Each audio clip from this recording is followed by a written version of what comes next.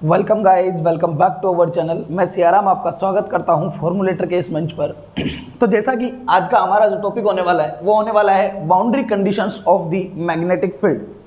देखो, magnetic field के बारे में हम काफ़ी सारी बातें कर चुके हैं, ठीक है ना। ये आपका 5th मॉड्यूल का सेकेंड लास्ट टॉपिक है, ऐसा समझ लो। इसके बाद में हम लोग इंडक्टेंस और म्यूचुअल इंडक्टेंस से रिलेटेड एक वीडियो और बनाएंगे, ठीक है ना। एक क्लास और होने वाली है हमारी। अगर मैं इंडक्टेंस और म्यूचुअल इंडक्टेंस की बात करूं तो इंडक्टेंस और म्यूचुअल इंडक्टेंस के बारे में मैं आपको थोड़ा सा पहले भी बता चुका हूं, इंडक्टेंस के बारे में, ठीक है। याद करो, एक दिन बीच में मैंने इलेक्ट्रिक सर्किट और मैग्नेटिक सर्किट के बारे में बताया था, तो उसी से रिलेटेड बातों को मैं आगे बताऊंगा, लेकिन एक नए अंदाज में, एक नए वे में बताएंगे हम लोग। तो आप लोगों को पूरा फील आएगा कि सर किस तरीके से हमारा बिहेवियर होता है, ठीक है ना। उससे पहले, उन सब टॉपिक्स को पढ़ने से पहले आज हम पढ़ते हैं boundary conditions of magnetic material. अब ये है ना, आपके लिए कोई नया टॉपिक नहीं है, क्योंकि सेम टॉपिक, सेम बिहेवियर मैंने आपको इलेक्ट्रिक फील्ड में बताया था। मैंने बोला था कि इलेक्ट्रिक फील्ड का बाउंड्री कंडीशंस किस तरीके से होता है, और वहां पे मैंने रिलेशंस डेवलप किए थे, ठीक है ना। उसी कहानी को आज आगे बढ़ाएंगे, कुछ नया नहीं करेंगे, कुछ अलग नहीं करेंगे, सही है, बिल्कुल परफेक्ट है। अब याद करो, अगर आपको याद हो तो सर, जब हम लोगों ने इलेक्ट्रिक कंडीशन की बाउंड्री कंडीशन पढ़ी थी तो वहां पे हम लोगों ने दो लॉ लगाए थे। एक तो हम लोगों ने लूप बना के काम किया था, याद है, ओके। और एक हम लोगों ने एक सिलेंडर बनाया था, और सिलेंडर बना के उसके सरफेस की वजह से हम लोगों ने काम देखा था। दो काम किए थे, सही है। अब दोनों काम हम लोग यहां भी करेंगे, दोनों से बिहेवियर देखेंगे, और वही कहानी देखने वाले हैं बेटा कि मैग्नेटिक फ्लक्स इंटेंसिटी और मैग्नेटिक फ्लक्स डेंसिटी दोनों की वजह से या दोनों के बिहेवियर में क्या चेंज होता है जब हम एक मटेरियल से दूसरे मटेरियल में जाते हैं। कोई कंफ्यूजन नहीं है ना। अब देखो जरा ध्यान से, कहानी एग्जैक्टली वही है, इसलिए मैं बहुत ज्यादा डिटेल में ज्यादा एक्सप्लेन नहीं कर रहा हूं, क्योंकि वहां पे मैंने बहुत एक्सप्लेन कर दिया है, ओके। हाँ, तो आप तो डायरेक्ट मुद्दे पे आ जाते हैं आज की कहानी में, ठीक है, ओके। समझिए, मान लो ये आपकी कोई बाउंड्री कंडीशन है, ठीक है। मान लो ये आपकी क्या है, कोई बाउंड्री कंडीशन है। बाउंड्री कंडीशन है कि इसका क्या मतलब है कि सर इसके एक तरफ एक मटेरियल रखा हुआ है, मान लो उसकी परमेबिलिटी μ1 है, दूसरी तरफ दूसरा मटेरियल रखा हुआ है, मान लो उसकी परमेबिलिटी μ2 है। भाई मैग्नेटिक की बात कर रहे हैं तो परमेबिलिटी की बात करेंगे, है। इलेक्ट्रिक की बात करते तो एप्सिलॉन की बात करते थे, परफेक्ट है ना, ओके। अब इसके अलावा और क्या हो सकता है सर, ये वाला जो होगा, मान लो इसमें मैग्नेटिक फ्लक्स की डेंसिटी आपका B1 है, मैग्नेटिक फील्ड डेंसिटी, ठीक है ना, ओके। और यहां पे मैग्नेटिक फील्ड इंटेंसिटी मान लो कितनी है, H1 है। दोनों की कहानी होगी, यहां मान लो आपका B2 है और यहां आपका H2 है, चलेगा। अब देखो क्या कहानी रहने वाली है सर, सीधी सी बात है, वही कहानी होगी कि मान लो इस मटेरियल के लिए, इस पर्टिकुलर मटेरियल के लिए ये मेरा मैग्नेटिक फील्ड है, सपोज दैट ये आपका क्या है, मैग्नेटिक फील्ड है। क्या करेंगे इसका सर, अगर ऐसा मैग्नेटिक फील्ड आ जाता है तो कहानी वही है, दोनों के कंपोनेंट बनाएंगे। मान लो ये V1 है तो इसका एक वर्टिकल कंपोनेंट हो जाएगा और एक इसका हॉरिजॉन्टल कंपोनेंट हो जाएगा। बताओ होगा कि नहीं होगा। मान लो ये वाला एंगल है, इसको मैं नाम दे देता हूं कि ये θ1 है, तो इसका जो वर्टिकल कंपोनेंट होगा इसको मैं क्या लिखूंगा, ये हो जाएगा सर B1 साइन ऑफ θ1, और ये वाला कंपोनेंट जो बनेगा वो कितना बनेगा, ये बनेगा आपका B1 cos of θ1।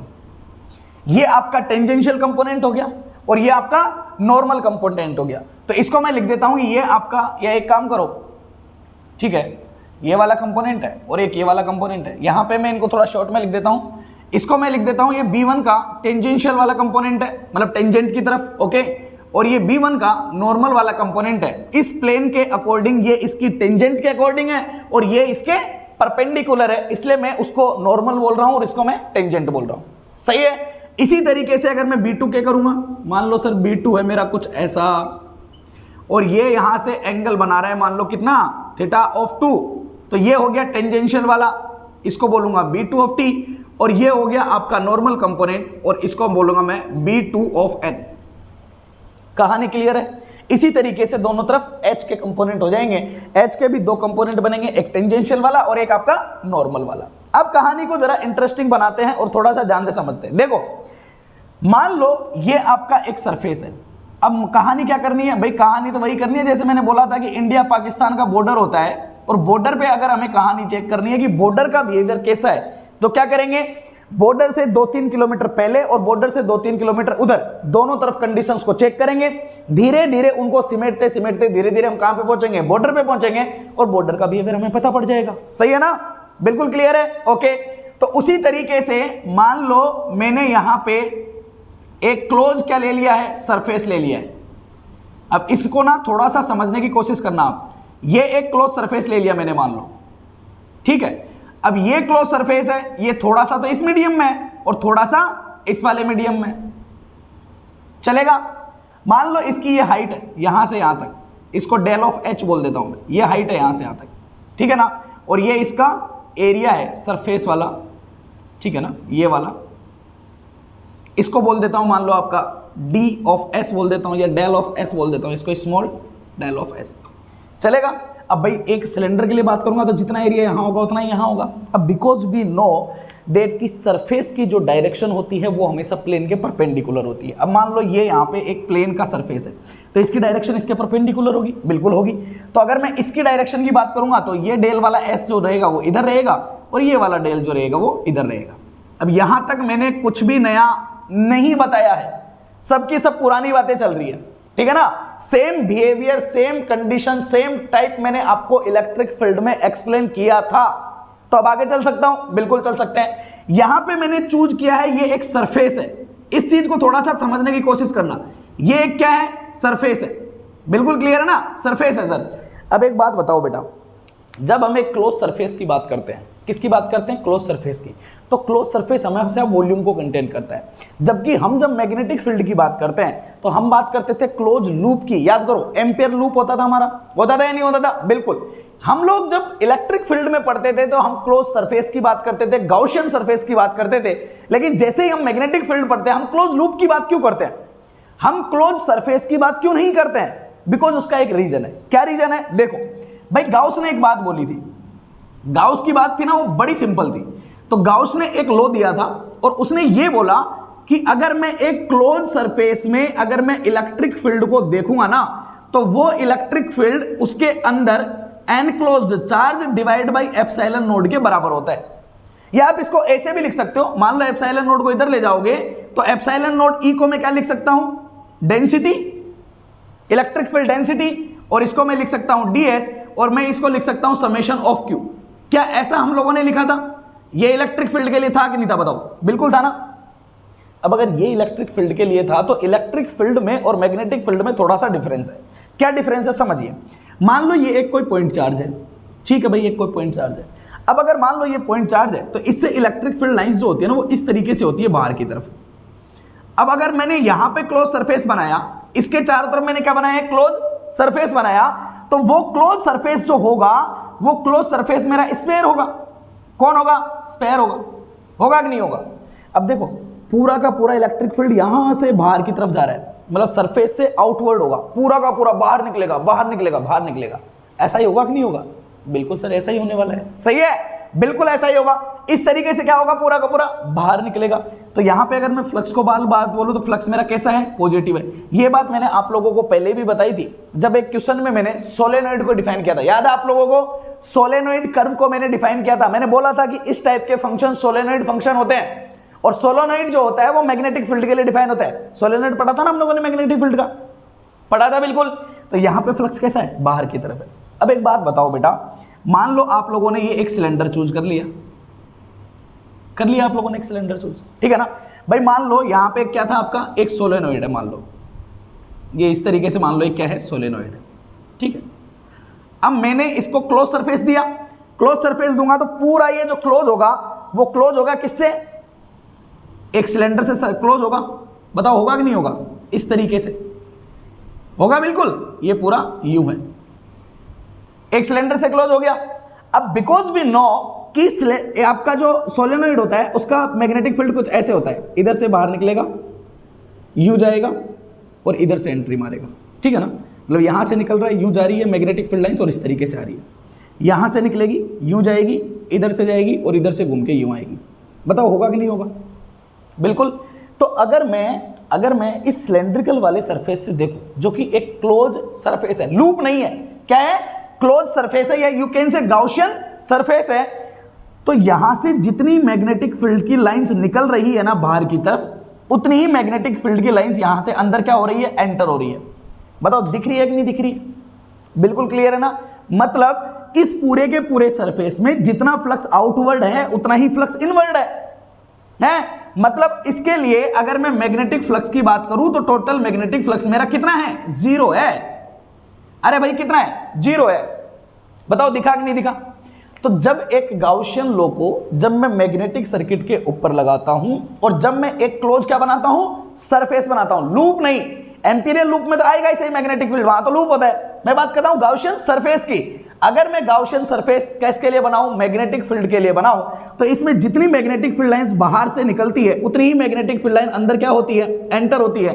That's why the total flux due to this surface और enclosed by this surface is always 0। अब फ्लक्स क्या होता है, फ्लक्स होता है B dot d A, B dot A equal to phi. बताओ होता है कि नहीं होता है? जब ये 0 है तो क्या आपका मैग्नेटिक फील्ड और एरिया का डॉट प्रोडक्ट जो होगा क्या वो 0 के बराबर डिफाइन होगा या नहीं होगा? किसके according? According to the Gauss law, according to the Gauss law. Clear है ना? अब लिख सकता हूं रिलेशन, बिल्कुल परफेक्ट है। तो मान लो अगर मैंने इसको हटा दिया तो मैंने बोला कि सर जब मैं गाउसियन सरफेस का एग्जांपल एक इलेक्ट्रिक फील्ड के लिए लगाता हूं तो बिहेवियर होता है ये वाला। लेकिन अगर इसी गाउसियन सरफेस को अगर मैं अप्लाई करूं किस पे, मैग्नेटिक सर्किट के ऊपर या मैग्नेटिक फील्ड के लिए, तो मैं क्या बोल सकता हूं कि with in a close surface, एक क्लोज सरफेस में अगर मैंने फ्लक्स को देखा, अगर मैंने किया B डॉट डी एस मैंने किया, तो ये ऑलवेज कितना होता है, 0 होता है। जानते हो ना ये वाला बिहेवियर किसके बराबर होता था, फ्लक्स के बराबर होता था। फाई होता था, ये इलेक्ट्रिक फ्लक्स होता था। और ये क्या हो गया आपका, phi of m magnetic flux. तो magnetic flux due to a close surface और Gaussian surface is always 0। Reason आपको क्लियर है, क्योंकि सर जितनी मैग्नेटिक फील्ड लाइन आउटवर्ड होगी उतनी ही मैग्नेटिक फील्ड लाइन इनवर्ड होगी, because magnetic field always in a close loop, close path. सही है, बिल्कुल परफेक्ट है। तो यहां पे मैंने क्या किया, यहां पे भी तो एक सरफेस ही बनाया बेटा, मैंने एक सिलेंडर बनाया। क्या ये लूप है क्या? नहीं, ये सरफेस है। मतलब ये गाउसियन सरफेस मैंने यहां पे आपको बना के दे दिया है। तो अगर गाउसियन सरफेस बना के दिया है तो उसके लिए तो B डॉट डी एस 0 होना चाहिए। होना चाहिए कि नहीं होना चाहिए? बिल्कुल होना चाहिए। अब इसके बाद सरफेस कितने हैं? एक सरफेस तो रहा ये वाला, दिख रहा है आपको ऊपर वाला, ओके। एक सरफेस रहा ये वाला, दिख रहा है, ओके। और एक सरफेस रहा ये वाला, दिखा, ओके। इसको मैं नाम देता हूं, मान लो 1 बोल देता हूं, इसको मैं मान लो 2 बोल देता हूं, और इस वाले सरफेस को मान लो मैं 3 बोल देता हूं। तो अगर मैं ये वाला according to the Gauss law, okay, according to the Gauss law the magnetic flux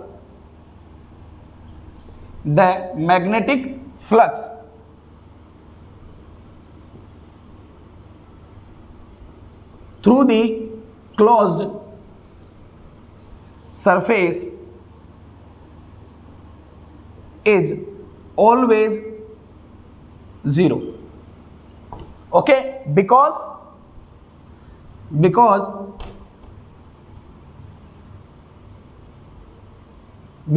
the magnetic field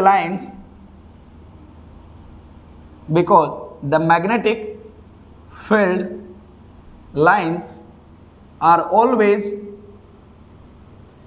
in a closed loop,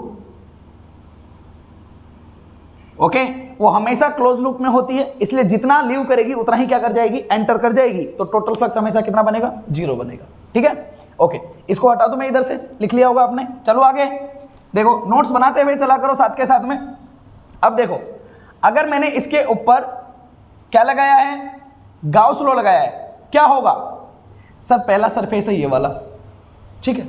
अब इस वाले सरफेस पे बात करूं तो ये वाला सरफेस पहले वाले रीजन में आ रहा है। यहां मैग्नेटिक फील्ड 2 है, एक है नॉर्मल वाला कंपोनेंट, एक है टेंजेंशियल वाला कंपोनेंट, सही है ना। अब मुझे करना क्या है, मुझे करना है B dot d s equal to 0, ये करना है।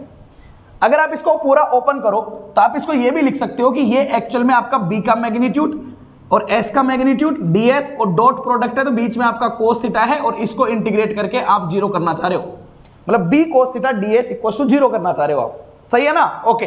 अब यहां पे मैंने देखा सर मेरे पास 3 सरफेस है।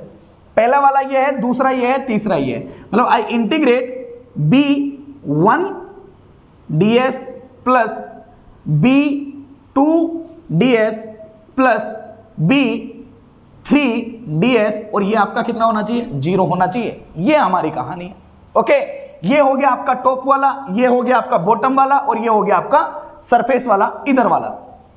क्लियर है? अब देखो, अगर मैं यहां पे बात करूंगा 1 वाले पे, तो 1 वाला पहले रीजन में आ गया, तो यहां मैग्नेटिक फील्ड कौन सा है? सर पहले वाला है ना?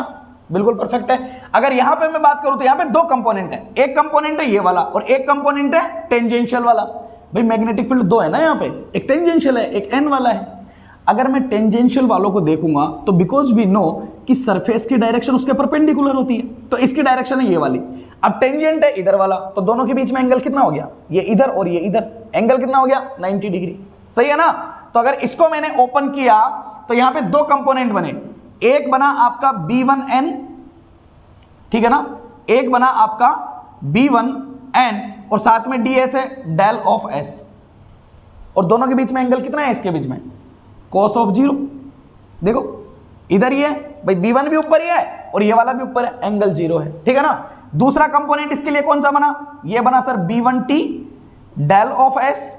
ठीक है ना? लेकिन प्रॉब्लम ये है कि यहाँ पे cos कितना है? 90 डिग्री, क्योंकि इसके लिए ये वाला हो जाएगा तो नहीं बन पाएगा क्योंकि सरफेस का ऊपर है।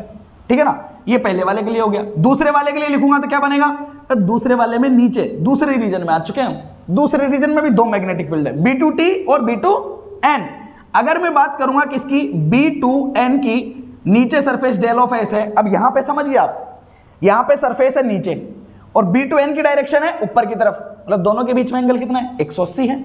बिल्कुल परफेक्ट है।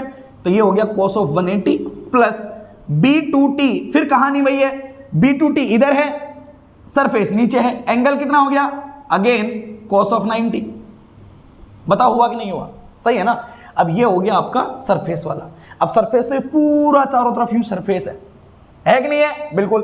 अब सरफेस का जो डायरेक्शन होगा वो किधर होगा? सर या तो इधर होगा या इधर होगा। बताओ होगा कि नहीं होगा? सही है ना भाई? इस वाले रीजन के लिए बात करोगे, इधर होगा, इधर होगा, इधर होगा, इधर होगा, बाहर की तरफ होगा, चारों तरफ होगा। अब मैग्नेटिक फील्ड या तो आपका इधर है या इधर है। अगर इधर रहेगा तो भी 90 डिग्री को बनाएगा कि नहीं बनाएगा? देखो अगर ऐसे रहेगा तो 90 डिग्री को बनाएगा। अब यू पूरा सरफेस है और ऐसे वाला रहेगा तो भी, ये ऐसे नहीं है एग्जैक्टली, ये ऐसे है, ये वाला सरफेस है। बताओ है कि नहीं है? बिल्कुल है ना? तो अगर इस वाले सरफेस पे आप, ये पूरा ये घूम रहा है। अब B2t की तरफ देखो तो B2t एक बार, ये टेंजेंशियल वाला कंपोनेंट एक बार इधर है सरफेस की डायरेक्शन में, तो एक बार इधर भी है अपोजिट डायरेक्शन में। भाई पूरा गोला है ना, देखो ये पूरा गोला है, तो आपका B1t है इधर। ठीक है? तो इस वाले सरफेस की बात करोगे तो इसका रीजन, इसका डायरेक्शन है इधर, लेकिन सेम कंडीशन इसकी जगह बात करोगे तो इसका अपोजिट डायरेक्शन में, तो ये इसको क्या कर देगा? कैंसिल आउट कर देगा। मतलब यहाँ पे टेंजेंशियल का आएगा क्या? नहीं आएगा। क्या नॉर्मल का आएगा क्या? सर नॉर्मल के बीच में, इसके बीच में तो ऑलवेज एंगल 90 डिग्री है, तो उसका तो 0 ही रहने वाला है। ओके, तो इट्स परफेक्टली 0 इक्वल्स टू 0। अब देखो ये 0 हो चुका है, ये वाला 0 हो चुका है, एक ये बचा है, एक ये बचा है। अब इसको मैं लिखूंगा तो ये क्या बनेगा? ये हो जाएगा B1, ओके, ये हो गया B1n डेल ऑफ s, और ये हो गया cos 0 होता है 1। ओके, इसको लिखूंगा तो क्या बनेगा? प्लस ये हो गया आपका B2n, ये हो गया डेल ऑफ s, इसमें आ रहा है cos 180, cos 180 होता है -1, माइनस इक्वल्स टू 0। अगर इसको मैं उधर ले गया तो ये बन गया B1n del of s equals to B2n del of s। अब देखो इससे ये गया, क्या बना? This equals to this one, मतलब B1n इक्वल्स टू आपका क्या आ चुका है? B2n आ गया है। क्या बोलूंगा इसको मैं कि sir normal component of the magnetic field आपके पहले वाले मैग्नेटिक मटेरियल में और दूसरे वाले मैग्नेटिक मटेरियल में, दोनों में बराबर है। इसका क्या मतलब हुआ? तो इसका मतलब यह हुआ कि the magnetic field density will remain continuous in the normal direction at the boundary condition. यही कहानी थी, याद करो। इलेक्ट्रिक फील्ड के लिए भी मैंने सेम लिखा था। क्या लिखूंगा यहां पे? क्या लिखूंगा कि the normal component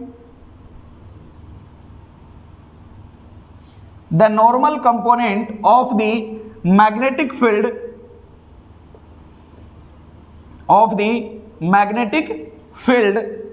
is continuous, okay, is continuous at the boundary condition,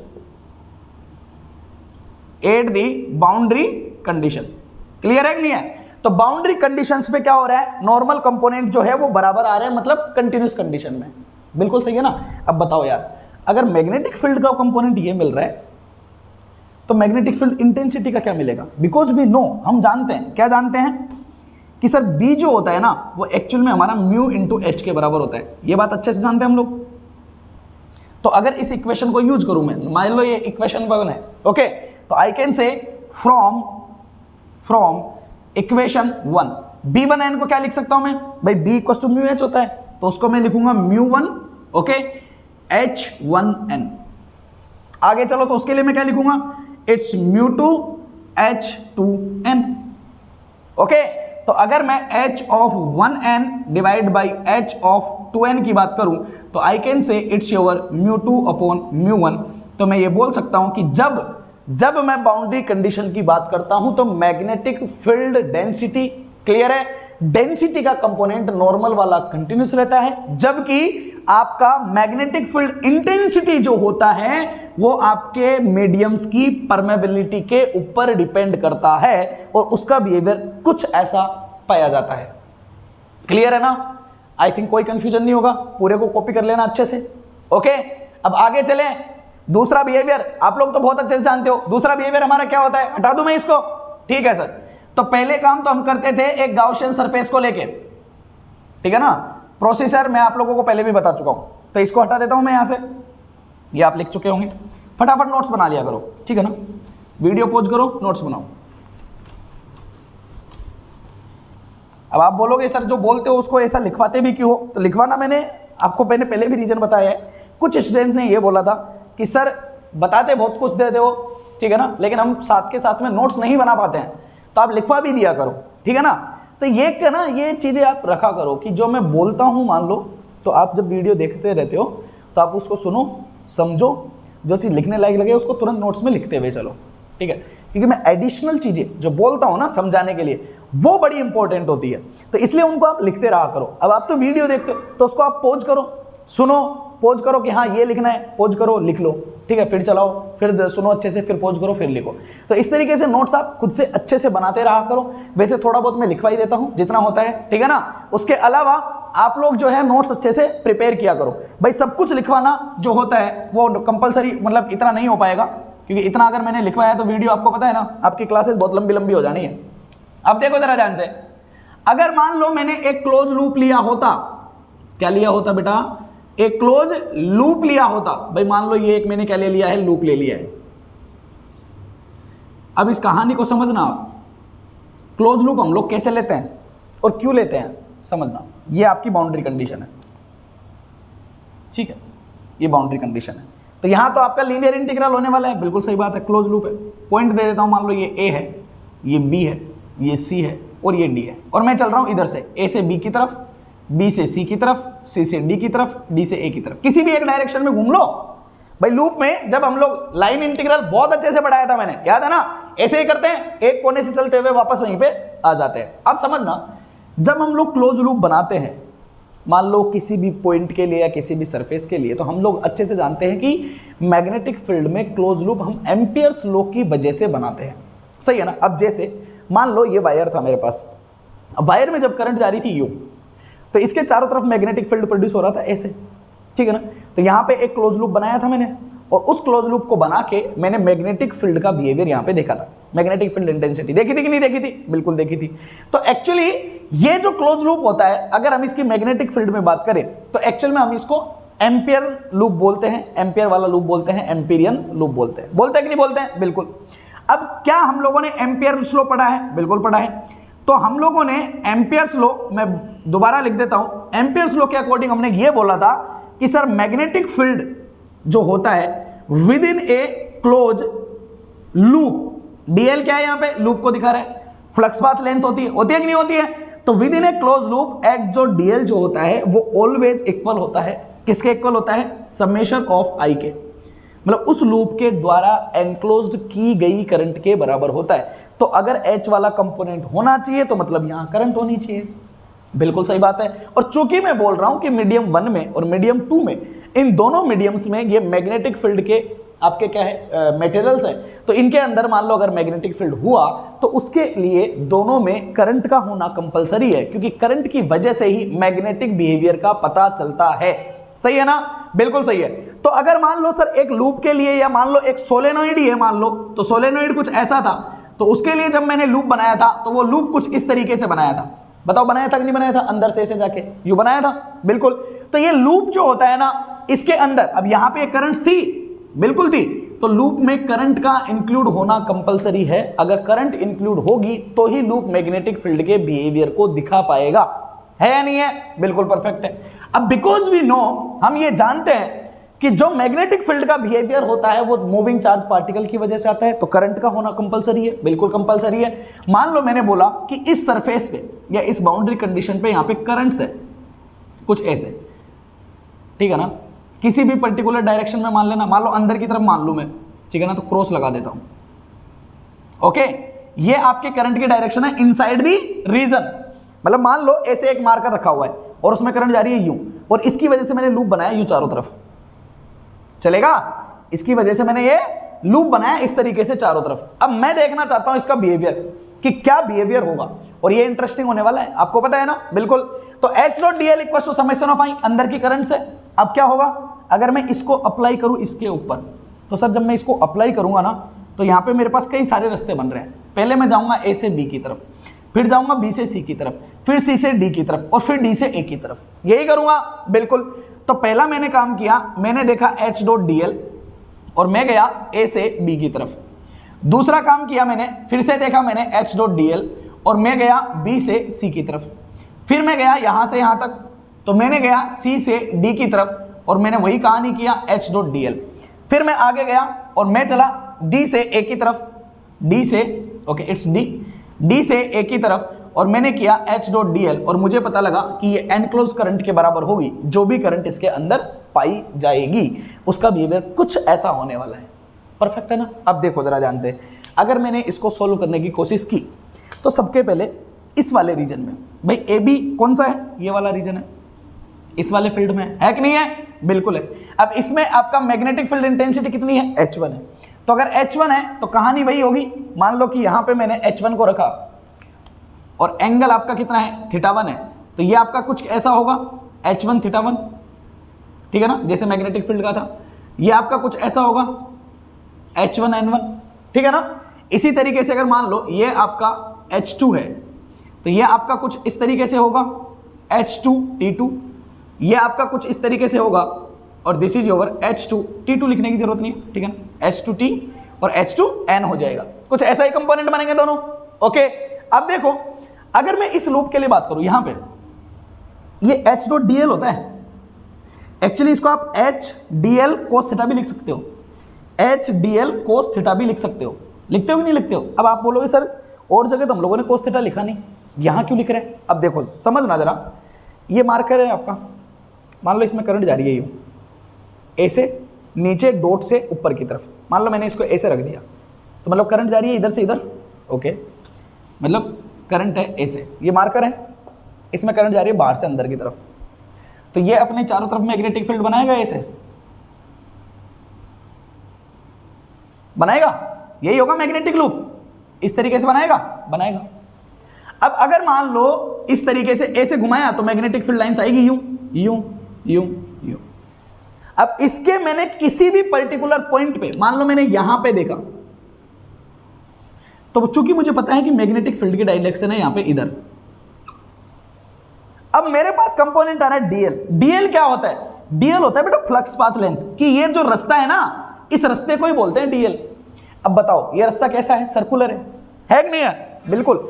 और जब एक कोई कण या कोई भी एलिमेंट जब एक सर्कल पे मोशन करता है तो उसकी जो वेलोसिटी जो होती है उस पर्टिकुलर पॉइंट पे बनाई जाने वाली टेंजेंट की डायरेक्शन में होती है। बताओ होती है कि नहीं होती है? बिल्कुल।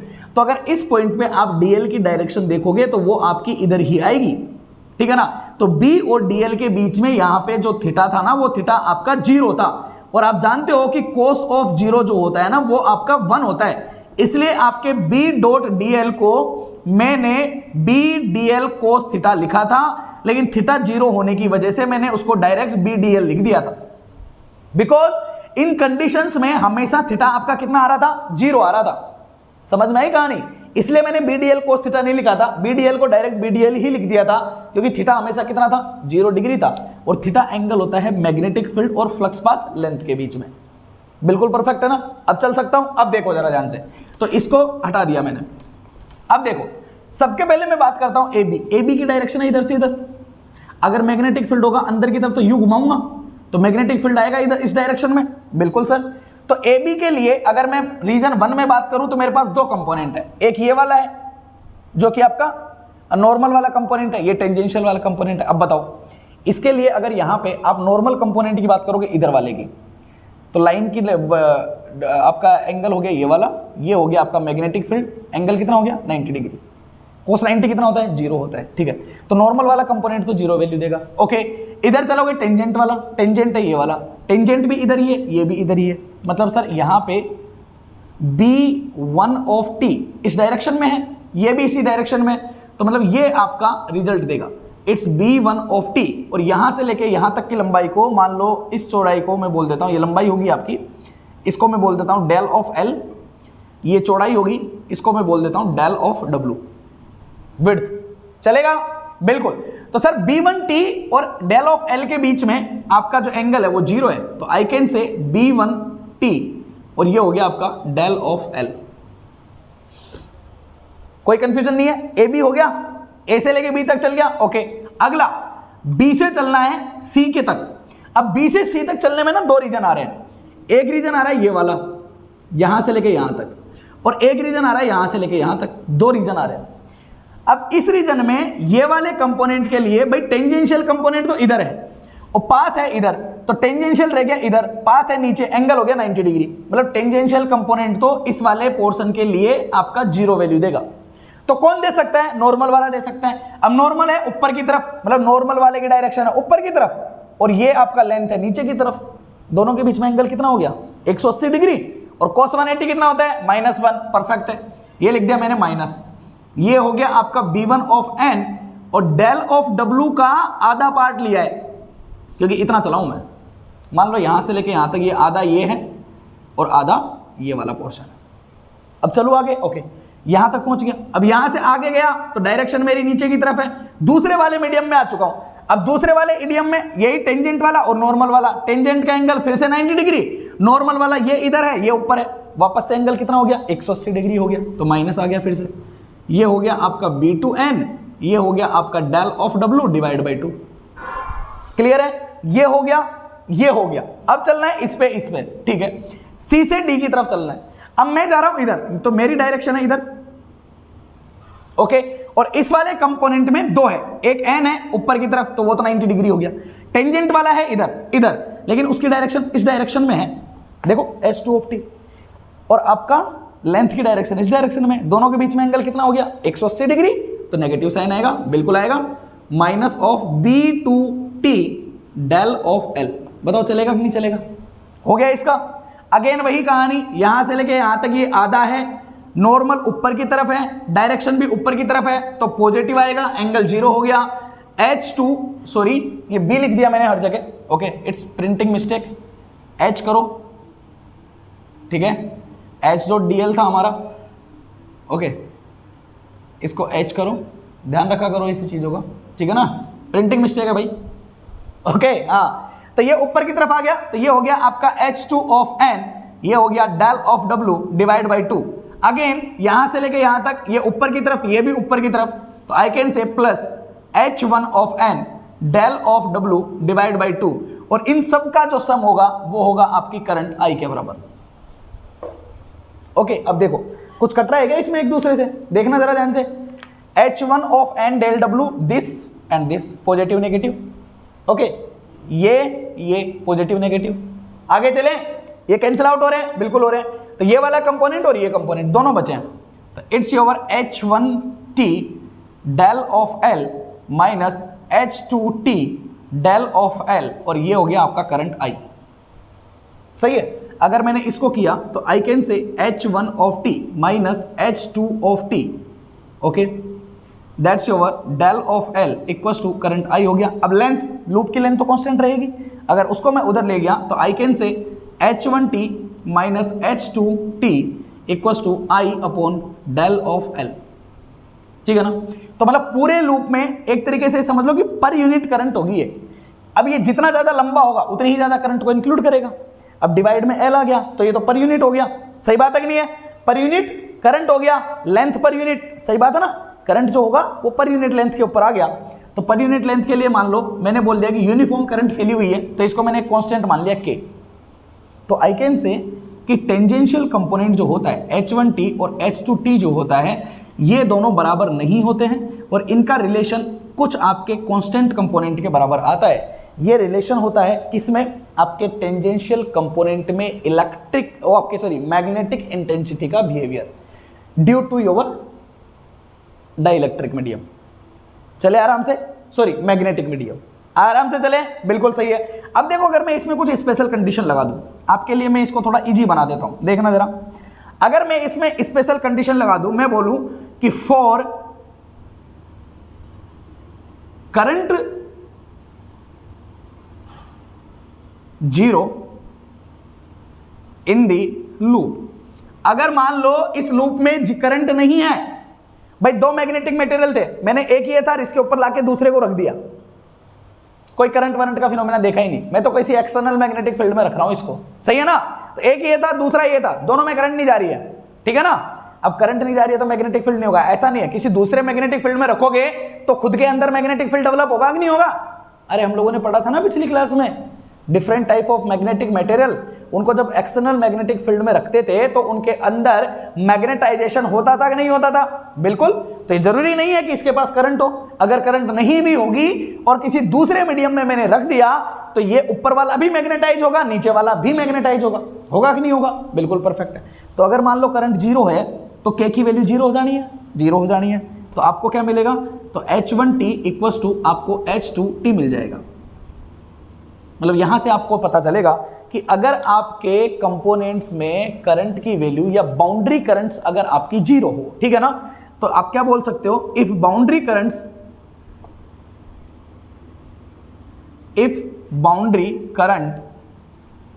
Is 0 then the tangential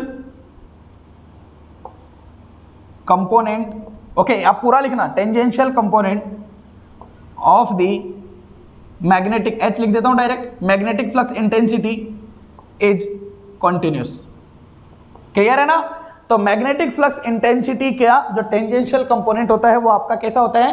continuous होता है ना, कंटिन्यूस तरीके से चलता है वो पूरा का पूरा, ये आपको दिख रहा है क्लियरली। आगे चलूं मैं थोड़ा सा इंटरेस्टिंग बिहेवियर और ज्यादा पता कर लेते हैं इसका, थोड़ा सा यही लिख देता हूं मैं उसको, तो ठीक है ना। अगर मैं H को, वही आपका B इक्वल्स टू क्या होता है? म्यू H होता है, तो H को क्या लिखोगे? B upon mu.